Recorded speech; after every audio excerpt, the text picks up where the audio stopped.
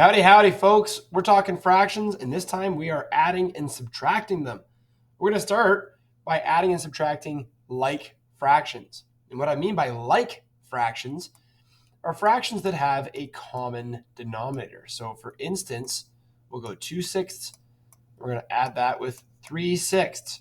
We would say that these are like fractions because, boom, they've got a common denominator. Easy peasy. So we can show this visually first just by using the good old sixths. The triangles, of course, represent sixths for us. Oops. Okay, there we go. There's 2/6. Okay, and then here is 3/6. Very cool. So 2/6 plus 3/6. What are we going to get if we add all those together? Well, let's just build it. So we took the 2/6 from here, boom. We took the 3/6 from here, boom. We'll add them all up. Let's see how this looks. We'll check it out.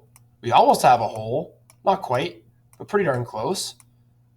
That is 1, 2, 3, 4, 5 sixths. 5/6.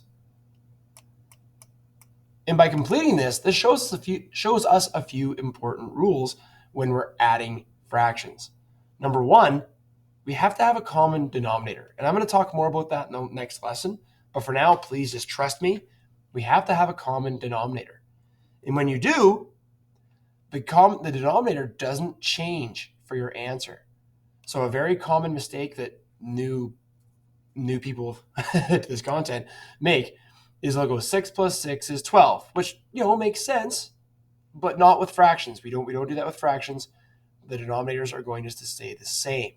Okay. What we do add or subtract are the numerators.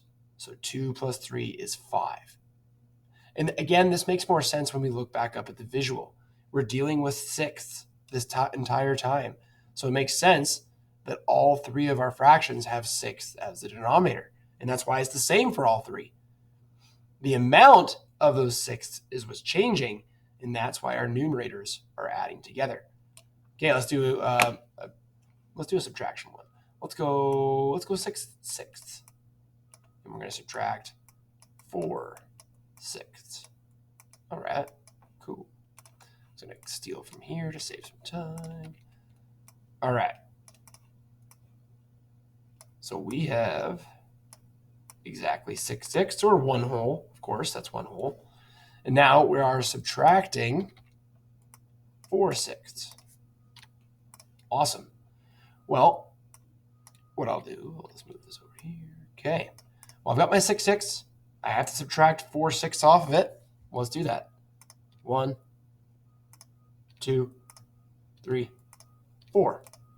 Okay. Well, what am I left over with? I've got 2. And what are they? Those are still sixths. And again, our rule stays the same. We have to have a common denominator, and the denominator does not change for our answer. It's the same denominator across the board. What changes is the numerator. 6 take away 4 is 2. And it makes sense because these are all sixths. Awesome, guys. Have fun. Good luck. See you next lesson.